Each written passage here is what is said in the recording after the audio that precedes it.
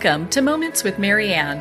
I'm so delighted we're spending this time here today. We have a very inspiring show coming right up with two very special guests. Our first guest today is er-ramzipoor, who's here to share with us her new novel, The Ventriloquist. Now, ER is a writer based in California, and she's worked as a content marketer writing about cybercrime and online fraud. She studied political science at UC Berkeley, where she researched underground literature in resistance movements and discovered the lost story that we're about to hear. So let's welcome to the show, er-ramzipoor. Thanks so much for having me. You know, what a joy it is to have you here and to talk about your new book. I mean, it's getting great reviews. I'm sure you're excited as an author about that. Oh, yes. I'm really excited. You never know when you release a piece of fiction like this, especially one that's a little bit different, how it's going to be received. And I'm really excited at the response. Well, and it's such a timely read as well, because it deals with a lot of things that we kind of find ourselves dealing with today. Yeah, it really does. You know, a couple of outlets have called it the first novel of fake news, and I'm not sure that's quite true, but it is one of the first novels of fake news, I think, in this new era where fake content is a buzzword or buzz phrase of the day. And it's interesting because I didn't necessarily set out to write that, but it kind of became more and more relevant as I was in the process of writing it.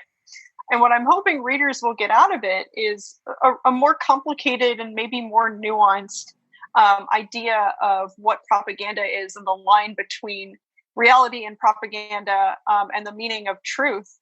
And I think the Ventriloquist is a really interesting exploration of that. I would agree with you. It's so very well written, and I love how you bring everything together in the way that you have. You know, so why don't you share with us, like, what inspired you to write this book and to follow the thread of this part in history? Yeah, absolutely. So I kind of stumbled across this story accidentally. I was doing some research for a paper that I was writing about underground media and secret newspapers. And I came across this document that was written by 5 women at the US War Office after World War II. And it mentioned how various resistance groups in Europe used underground literature to survive Nazi occupation. And there was just this line that was quite short. And it talked about, in this very matter-of-fact way, how these ragtag members of the Belgian underground printed tens of thousands of copies of a secret newspaper that made fun of the Nazis in just 18 days. So I read this and I was just blown away by that. I'd never heard anything like that before. And I mean, I've sat through the same history classes as most of your listeners, I think, and read the same books, you know, and seen the same movies. And this picture of resistance was fundamentally incompatible with the one in my head and the one that I'd learned about before. Because instead of, you know, men with guns on the battlefield storming the beaches, we had this group of everyday heroes who resisted by pulling a prank on the Nazis, and a very high stakes prank. And I started to imagine who these people must have been and what could have motivated them to risk their lives for a joke. And I was so touched and stunned by the story that I had to learn more. How long did it take you to do your research for this book? The research was kind of an interesting process because, for one, you know, like I said, the book takes place on this very tight timeline, just 18 days. So these real life figures didn't have a lot of time to kind of sit down and document exactly what they were doing. And it also would have been very dangerous for them to do so because they were operating in secret. So there isn't a ton of information out there about these real life heroes. And I did spend some time, a few months, doing some digging to kind of learn more about the Belgian underground itself, to kind of get an idea of the texture and the feel of the city at the time and what the physical footprint of the Nazi occupation would have looked like. But in terms of researching these real life people, it was very difficult to do, and there wasn't a lot out there. When you started going into the research and learning about these real people and developing your storyline where they become some of the central characters, who was your favorite? That's a fun question. Who was my favorite? I have a couple of favorites, I think. If I could pick two, it's kind of a toss-up. For one, I have this character, David Spiegelman, who's kind of, I think, the soul of the story. He's a literary ventriloquist, I call him, meaning he can write in the voice of anyone from his mother to Winston Churchill. And he's this fascinating character who was pressed into service for the Nazis and forced to work for them and use his gifts as a literary ventriloquist. But of course, he's drawn to the resistance and he wants to help our heroes create this underground newspaper. So he's sort of trapped between these two worlds, and he's very troubled as well because he's a gay man, and during a time when obviously the world was not exactly friendly to LGBT people, and just his journey of self-discovery and redemption and finding his own voice was just so fun to write. And he's not a real life character. He's one of the few characters in this novel who is not real, but he is based on real life characters who would have been forced to use their talents and their gifts for the Nazis. I loved writing Marc Aubryon. Marc Aubryon is the main architect of this scheme, and he was a real person. He was a minor journalist at a resistance newspaper, and he certainly would not have been a household name at the time by any stretch of the imagination. He was just an ordinary guy, really, who happened to be a writer. And he was the one who came up with this idea to create this fake newspaper that would come out on Armistice Day and that would commemorate the German defeat in World War I. And I found a few primary source documents that describe him as this very brilliant but kind of scatterbrained guy who wrote the newspaper in this excited fury. So it was just interesting to really get into the head of this man who really was the one who decided, yes, we are going to put our lives on the line for a joke. That's pretty brave, especially during that period in history, because if the Nazis got a hold of him and found out he had done that, it could have been a whole different story. Exactly, yeah. Was there anything about Mark that you discovered that kind of surprised you? What was it that surprised me? That's a good question. I think I was surprised just by the fact that he was nobody famous, nobody in particular. I think, like most people, before I wrote this book, I thought about these acts of heroism under occupation as feats that were performed by organized groups, like organized resistance movements or secret armies, underground armies. I never thought that it could be possible for just a guy to say, you know what, I think I'm going to try to put out tens of thousands of copies of a fake newspaper. And he could actually pull it off. He was associated with the resistance, so he did have some help. But at the end of the day, these people were just like you and me, and he was just like you and me. But the stuff that he was able to pull off was so over the top that it actually made it difficult for me to get this book sold initially, because some agents and editors who I'd pitched the book to said there's no way an ordinary person could have done this, when indeed there's documents that show that these are exactly the things that he was able to do. Just to give an example, not to give too much away, there's a subplot in which, to kind of create a distraction, Aubryon decides that he's going to persuade the Royal Air Force to bomb Belgium, which just seems so outlandish. Like, how could an ordinary person possibly do that? And yet he did. He actually succeeded in doing that. I know that part of the story was very unreal. I mean, you're reading this going, I can't believe this is happening. I know, and that's how I felt when I discovered it. I was like, there's no way this could have happened, but it absolutely did. It's easy to see why there are lots of questions, because he is an ordinary guy, just kind of, doing some very extraordinary things. Yeah, absolutely. And I imagine he was probably somewhat of an eccentric guy as well, because you'd have to be to even think of this. But at the end of the day, he was nobody in particular. And I think that makes this story really beautiful. Yeah, I love how you have the Nazi soldier who's the main protagonist, he's really multi-dimensional, which was a little surprising because a lot of times you just kind of think, oh, that's just the bad guy. Right. Yeah. And that was something that I did very intentionally, because I think when you're setting out to write a Nazi, it's so easy to just fall into the familiar trope. I mean, Nazi has just become synonymous with evil, as it should, of course. And it's the idea of writing a three-dimensional Nazi character was a little bit difficult.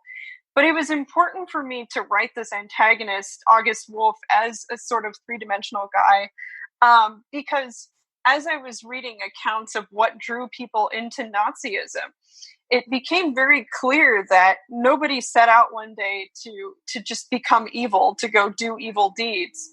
For many people, it was this very slow descent into evil that took the form of very banal acts of terror. And I wanted to create a character who was clearly torn. In the novel, Wolf admires Aubryon, and he admires his ability to use his gifts to create something as beautiful and hilarious as this newspaper. But he's also very ambitious, and he's bound to the Nazi ideology and his quest for sort of perfection. So I think that makes him an interesting foil to Aubryon, and it kind of illuminates, I think, this idea of the banality of evil. Well, you did so well bringing, this antagonist together in this story. I mean, it's written very, very well. It's just real. Once I started reading your book, I couldn't put it down. But thank you. That from a lot of people, and I would love for you to share with our listeners, like, why did you choose the title that you did for your book? Yeah, absolutely. I think the title works on a couple of different levels. For one, this is a story about people who are writing in the voice of this newspaper. So the newspaper that they set out to create is a parody of a Nazi propaganda paper called Le Soir. At the time, it was Nazi propaganda.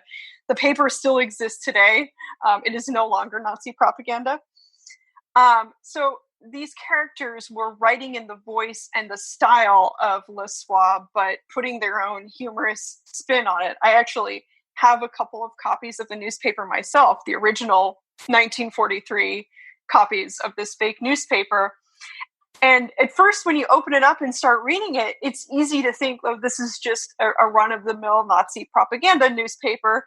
It's written in that very puffed up purple style that the Nazis used to describe how great they were. But as you sort of start to read more closely, it becomes clear that, these are puns, these are parodies, these are jokes, and it's amazing. So that's one level of the title. The title also refers to something else, which is that, Europe at the time under Nazi occupation had become very hostile to freedom of expression. It was impossible for people who'd made their living as artists and writers and thinkers to do that once the Nazis occupied Belgium or wherever. And so the story is also about how all of these individual characters have to kind of get back in touch with their voice and find their voices in order to return the voice to the people of Belgium. So it's kind of these two parallel tracks. Well, I'm so glad you brought that all together because it's very interesting. And gosh, how fascinating it must have been to be able to get your hands on the paper back then. Yeah, I was really surprised. I kind of looked it up on eBay on a whim to see if I could find anything. And for the most part, people have sort of forgotten about this story. I know some people in Belgium do know about it, but it's certainly not widely known. And so I was able to get a couple of copies for just 12 euros, which is amazing and extraordinary. And I really hope the value of the paper starts to go up as people see just how extraordinary this is.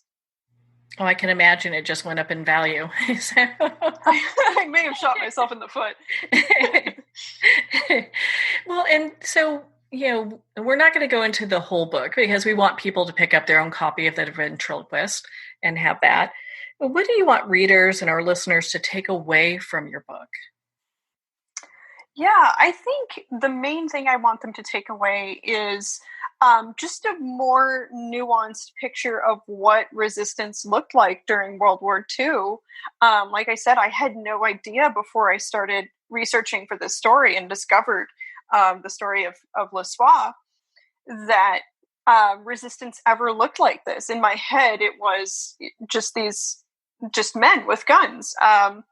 But in many cases, there were women and children who were involved. One of the characters in the book, who is a real life person, is a female judge who was known as sort of this puppet master who was able to manipulate Nazi bureaucracy to get things done. And she was the one who ended up raising money for them to pull off this amazing scheme. Another character is a child. A couple of the characters are queer. One of them is disabled. So I was really excited to tell this story because these architects of resistance are who we would traditionally consider to be the oppressed during World War II. And instead of showing them suffering at the hands of their oppressors, they get to be the masters of their own stories. Do you feel that people who are in the resistance now feel kind of the same way?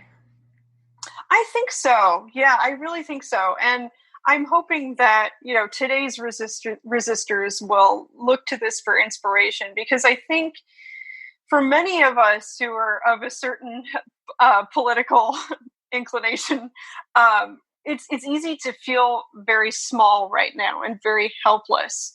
And like there's nothing that we can possibly do to make a change, because all of these institutions and all of these people in power are just so great and so big. And that's basically what these people were up against in the Ventriloquists. They were up against this huge, larger than life threat. And yet they were able to make an impact, however small. And again, these were just ordinary people who were able to use their voices for something beautiful and good. So where can our listeners learn more about your book and connect with you and be part of your community?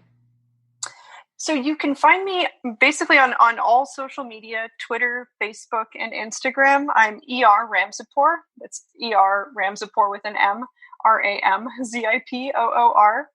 And you can also find me at er-ramzipoor.com. Well, Er, thank you so much for taking the time to be on the show with us here today. Oh, thank you so much for having me. It was a pleasure. Well, thank you, Er. It's been such an honor to spend this time with you and, of course, to talk about your new book, The Ventriloquist.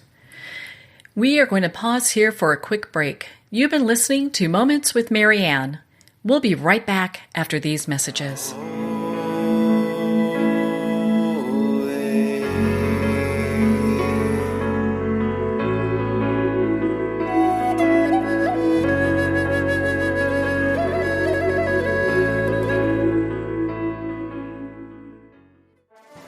Internationally recognized and award-winning author Judy Goodman works and teaches outside the box of limited thinking. Working with people from every walk of life, her goal is to empower you to be the best you can be, no matter what the challenge is. Born with the gift of seeing beyond our normal vision, she has an extraordinary gift of working with every challenge. Teaching beyond conventional wisdom, her work is described as life-changing. Visit judygoodman.com. That's judygoodman.com.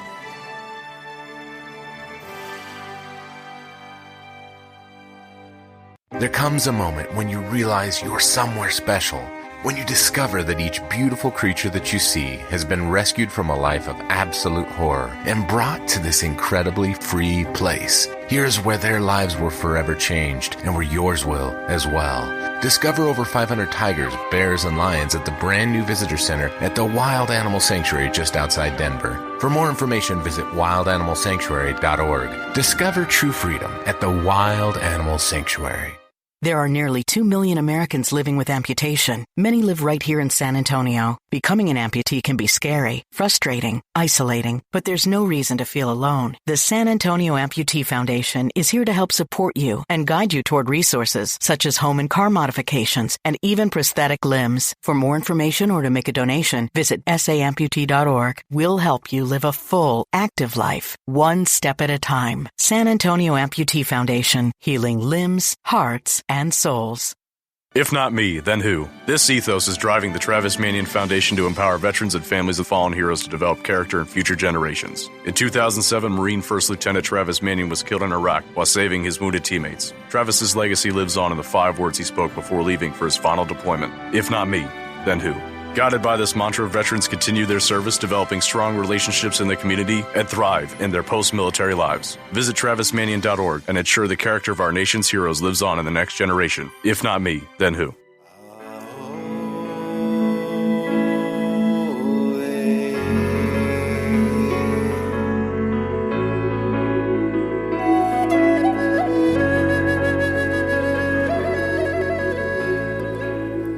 Welcome back to Moments with Marianne. We're here today with our next special guest, Carla Sameth, and she's here to share with us her new book, One Day on the Gold Line, a memoir in essays. Now, Carla has taught creative writing to incarcerated youth through Write Girl and teaches at the Los Angeles Writing Project at California State University, Los Angeles, and Southern New Hampshire University. Her writings have appeared in various publications, including Brain, Child, Long Reads, The Nervous Breakdown, and much more. Carla has an MFA from Queen's University in Charlotte, and she's a member of the Pasadena Rose Poets. So let's welcome to the show, Carla Sameth. Thank you. So happy to be here. Yeah, what a joy it is to have you here and to talk about your new book. I have to ask, what inspired you to write this book? Well, you might say that I wrote the book that I really wanted to read. I wanted to see a book that reflected our family. And I also was struggling with a lot of different issues around first trying to have a child, multiple miscarriage, issues around race and identity, police violence, and ultimately my teenage son's struggle with addiction.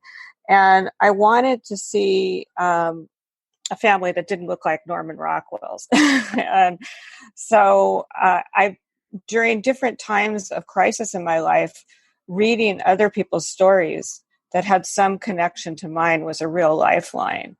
And I began to read different pieces. My book is a memoir and essays, and they're linked to essays that form a story arc, so they read as a whole. It's not an essay collection. But as I began to publish individual essays, I had people come up to me and say, this happened to me, or this made me feel less alone. And I wanted to provide that connection, the same connection that I looked for as a reader. So I know the journey started with a boat. Why don't you share with us how that all came to be? Yes, I was on a lifeboat in the middle of the Mediterranean, and everyone on that boat was crying on the lifeboat. It was like the movies.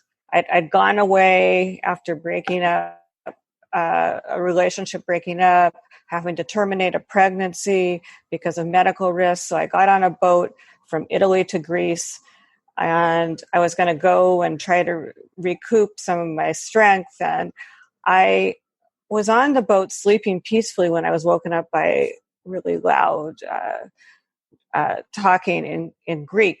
And then I heard, get up. And I went out onto the deck. That when I went to sleep, it was just idyllic, women, children, men and dogs stretched across the deck. And it was a beautiful scene. And when they woke me up in the wee hours of the morning, it was actually the middle of the night because it was still dark.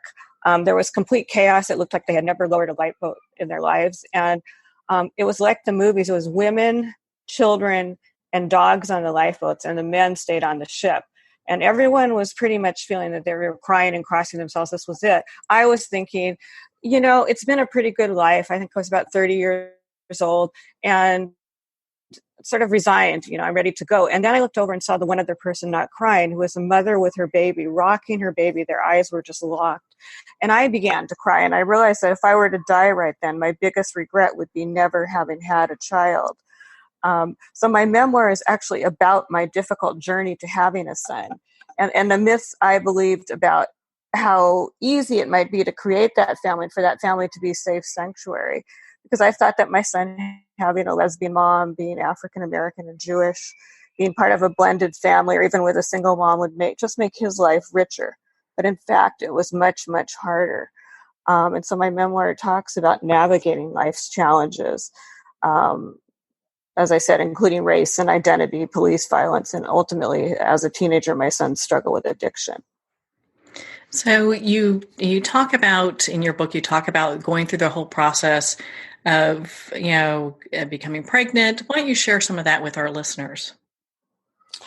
Right. So I was always thinking that when it was time for me to have a child, I would kind of check in and be ready, and I'd have a partner and or be married. And but around the time that I really, after being on this boat, and I came back and I really wanted to have a child, and I was prepared to have a child on my own, my parents seemed supportive. My family seemed to back me up. But when I really started to say, okay, I'm going to do this, they began to really want to see me doing it with someone else.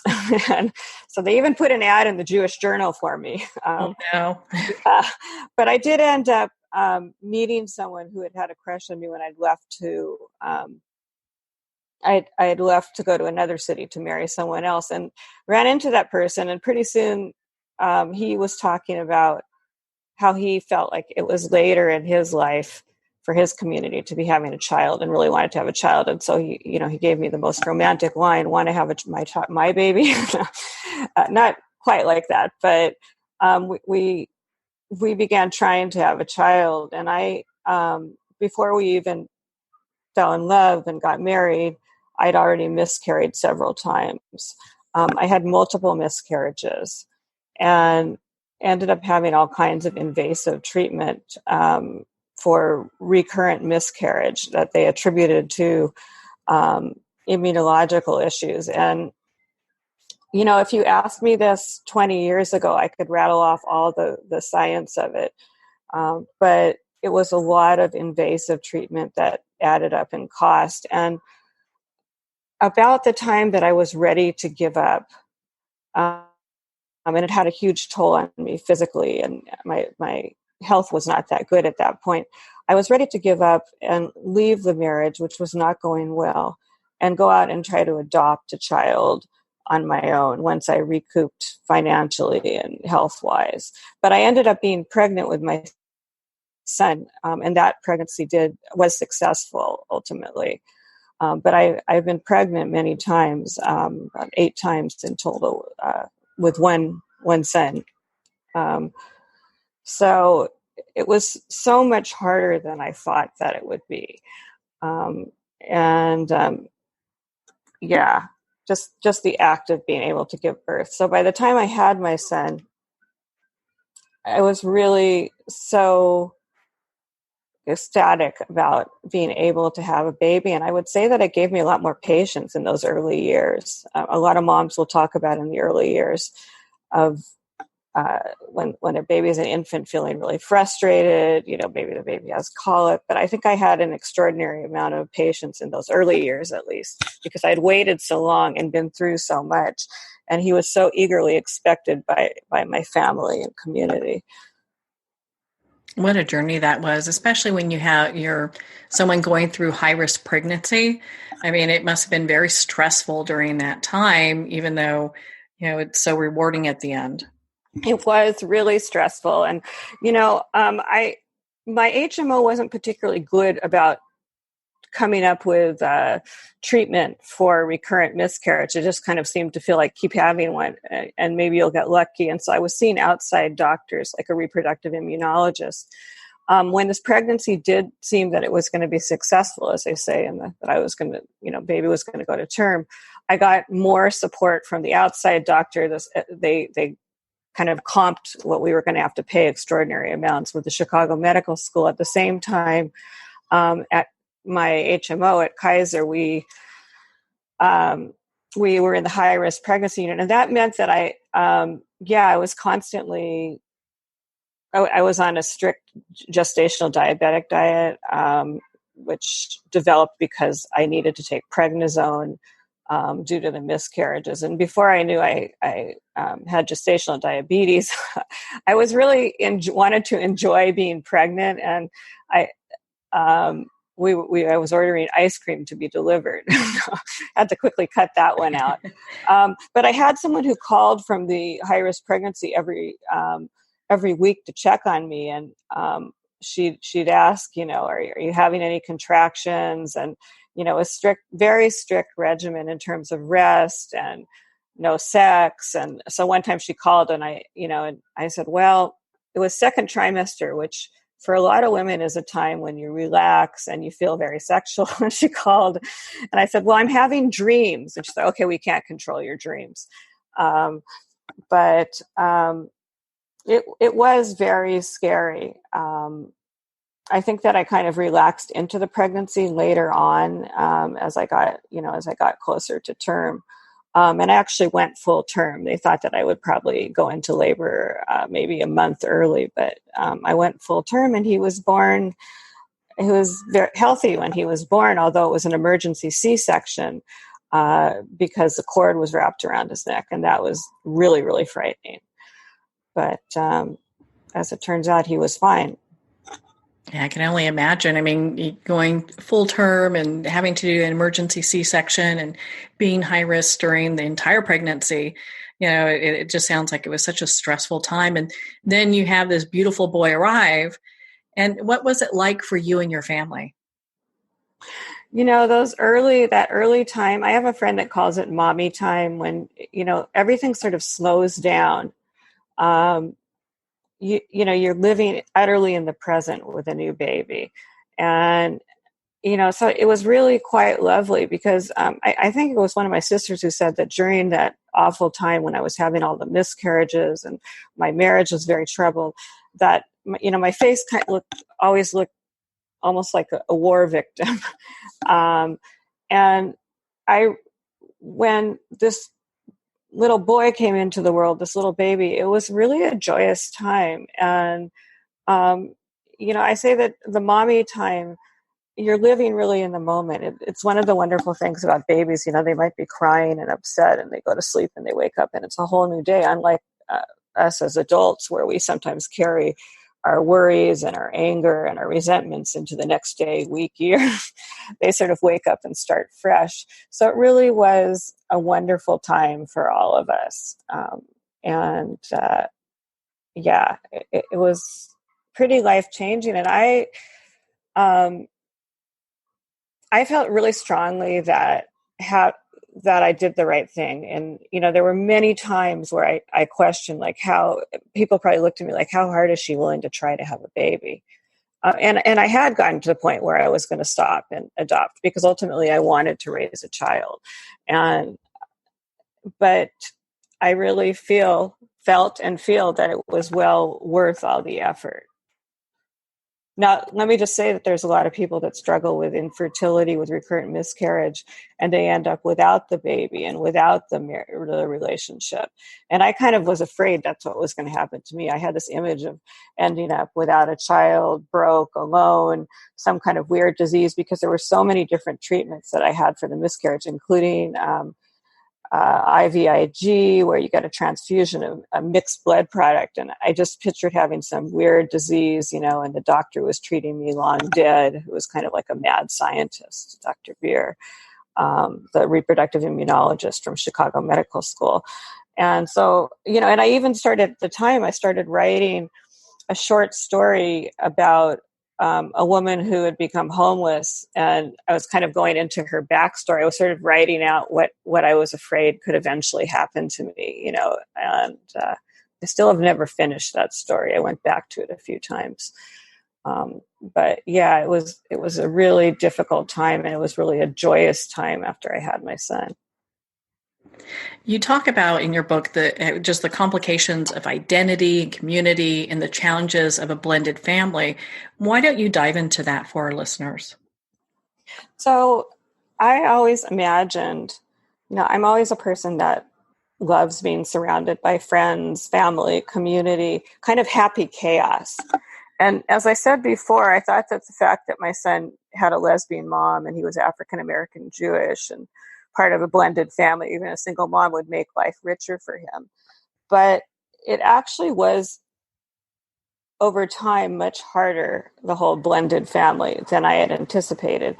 I separated from my son's dad when he was 8 months old, and I was a single mom till he was about 7, when I met a woman who had a child the same age, 4 months younger than my son. And it just seemed like it was meant to be. The kids got along wonderfully. My stepdaughter immediately started calling me mom. And it had always felt like my son and I should be part of a bigger unit. This couple kids, couple dogs. We had a gecko named Michael Jordan. And, just sort of pictured, this bigger family. And it started out really well. And then there was a lot of tension. My wife, Lizette, in the book at the time, was experiencing a lot of anger towards men, which was reflected in how she treated my son, a young boy. And they went from getting along really well to her beginning to lash out at him on a regular basis, which created huge problems. And at the same time, my son was experiencing in his school, he was really excited when I met someone, and he couldn't wait to tell everybody, because I had separated from his dad at 8 months, so he had never seen me with anyone else. I had told him explained about women loving women and men loving men, and that idea felt very natural to him, that you could fall in love with someone of the same sex or with someone of the opposite sex. But he said it didn't really count. I wasn't really gay till I had a girlfriend or a wife. And he was so excited about the idea of having 2 mothers and a sister, and he couldn't wait. He went into school and wanted to tell everybody about it. But he began to be kind of shut down. It was it mirrored that of what was going on in the nation, his experience. It was during the time of the kind of culture wars, the anti-gay marriage movement. And so he was told at school, that's fine. Don't bring that stuff to school, meaning talking about having another mother. At his school, we tried to show a film, That's a Family, which was a sweet film that showed single parent, biracial, adopted family, lesbian family. And they pulled it because they felt that it would alienate some families. And this was from supposedly a liberal progressive school. At the same time, he was trying to come to terms on identity issues and was told, oh, you're not really Black, look in the mirror. And I think at that point, my son began to wish for a more conventional, like straight African-American, intact middle-class family, like what we thought the Cosbys were, right? Yeah. And this began, but things began to change. As we know, the thinking in the nation began to change by the time when he got to middle school, high school. In middle school, the last year, he had a much more multiracial group of friends. The Arabic student gave the Jewish kids a Valentine that said, I love Jew. And by high school, he was back to being okay with me being gay, saying, it's cool, Mom. Who wouldn't want a lesbian mom? We can look at girls together. And he would post things on his Facebook, like, if you're a homophobe, come out and say you are, put an H on your forehead. And things became much more acceptable. He also, when he was 13, he had a bar mitzvah, which was, at that point, we were in the middle of the recession. Our blended family had unblended. And he had this beautiful experience where there was a whole congregation of a large, with his Black and Latino friends. And he read poetry, which was later translated into Spanish because a reporter was there who wrote a story that this was the real LA. He had to do a Torah portion that was pretty bizarre. What do you do when your wife is unfaithful? was something like throw her in the water, and if she drowns, she's innocent, and if she comes up, she's guilty. But somehow with the rabbi, they distilled it to trust and vulnerability, and he wrote a sermon about Bernie Madoff and teen prostitutes, and read his poetry. And so I think at that point, I bring this up because for that window of time, I thought, he's going to be okay. He seemed very proud in who he was, an Afro-Jew, and very proud in what he could do, in terms of being able to give this speech to a large group of his peers and to be able to read his poetry and such. But the putting the families together was much more difficult. I mean, now I was really arrogant in the beginning. I sort of thought, we're just so great. This is so easy. Why do people say that blended families are hard?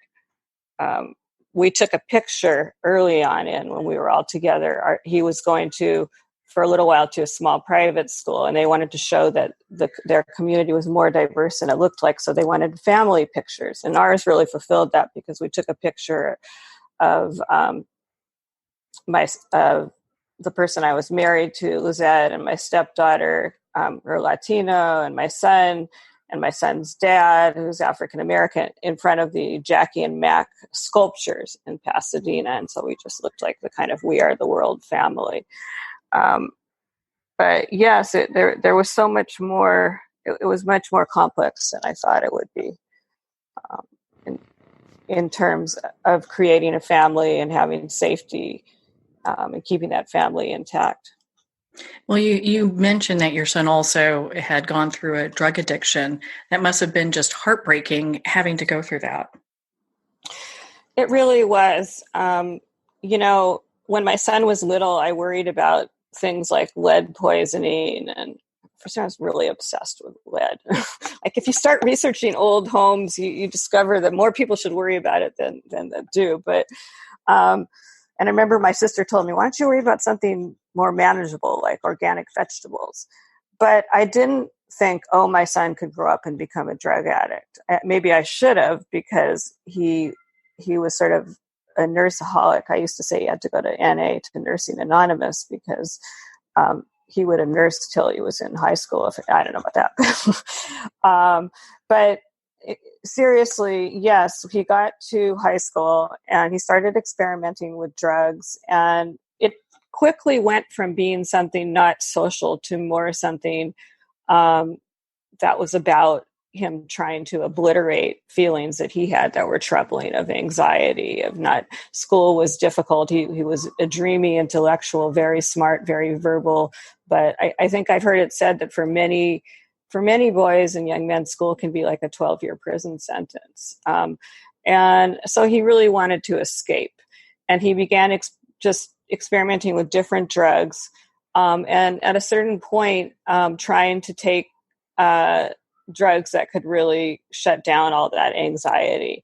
And that included getting a hold of large amount of Robitussin tablets, taking 80, 100 at a pop. So my life began, pretty soon I went down the rabbit hole of addiction, and it began to be a series of going to different inpatient and outpatient drug treatment programs, and in and out of 72 out 5150 holds for people who might be a danger to themselves, which they felt, and I could see his escalating drug use definitely put him at risk for death. And it was just a horrible time. I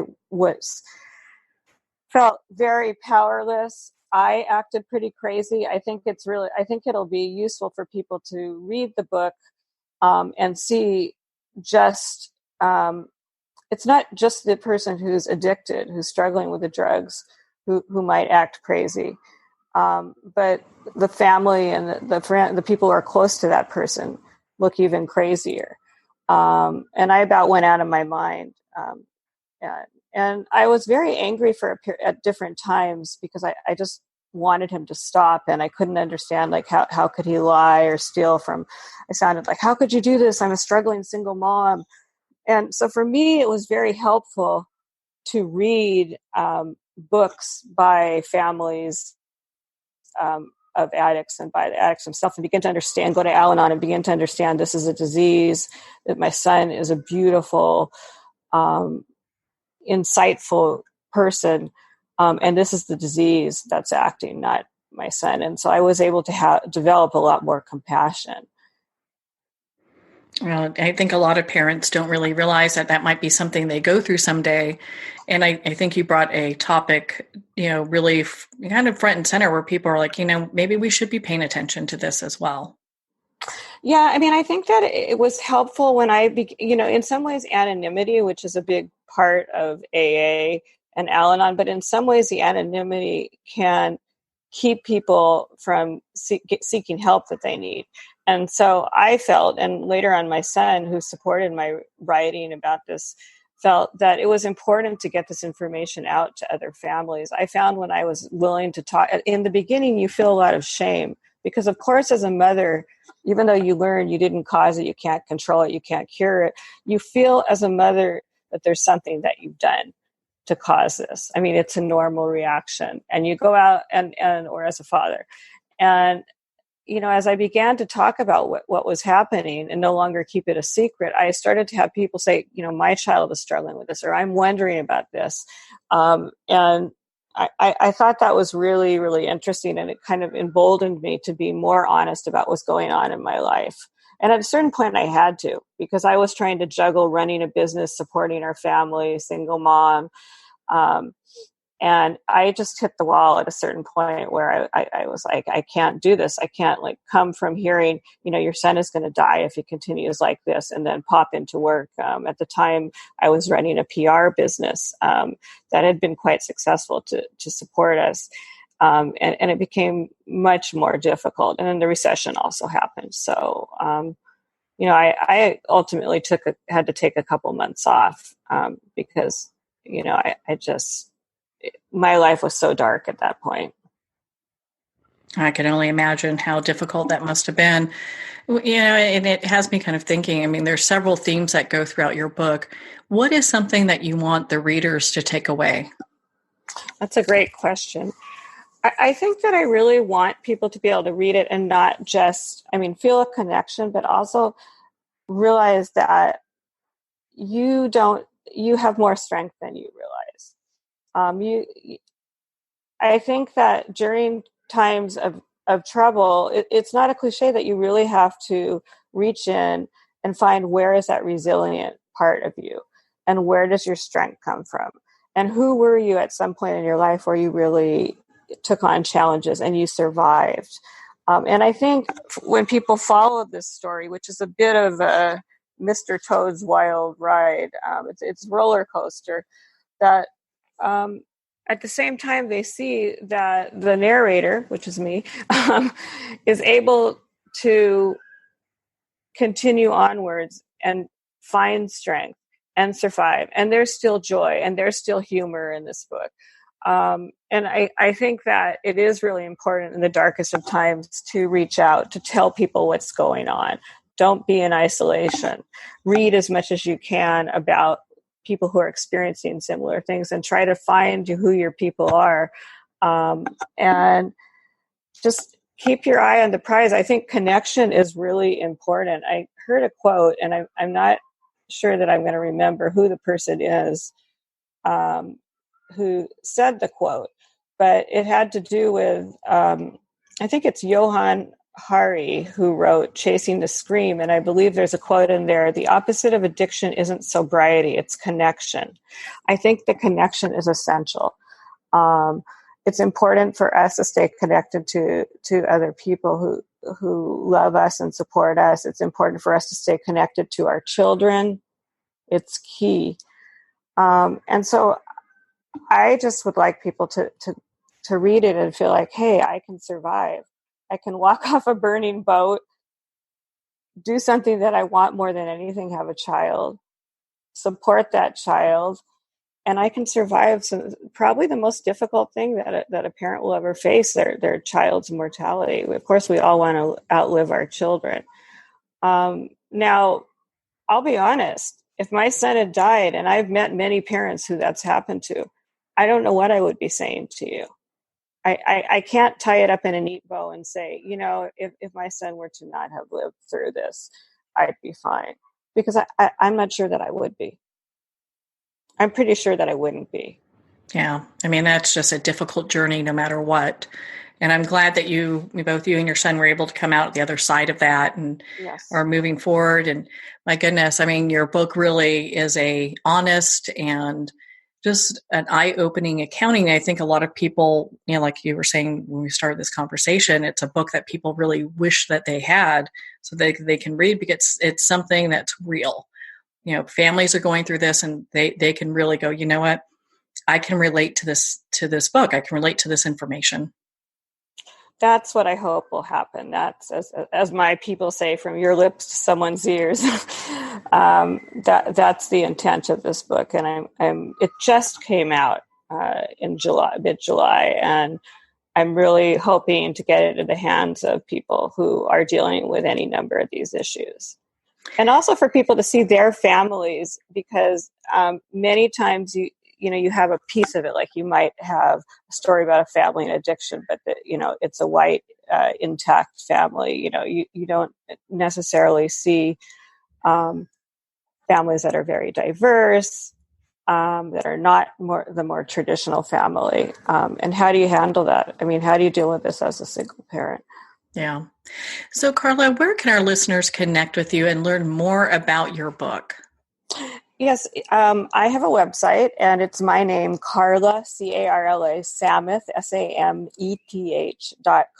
and they can find out more about the book there. There's also links to ordering the book on Amazon, Barnes & Noble, IndieBound, or check with your favorite local independent bookseller, and if they don't have it, ask them to order it. Okay. Well, Carla, thank you so much for taking the time to be on the show with us here today. It's been such a pleasure. Thank you so much, Marianne. Well, thank you, Carla. It's been such an honor to spend this time with you, and of course, to talk about your new book, One Day on the Gold Line. Well, we're at the end of our time today. I would like to thank everyone for tuning in. You're listening to Moments with Marianne. And remember, make every moment count.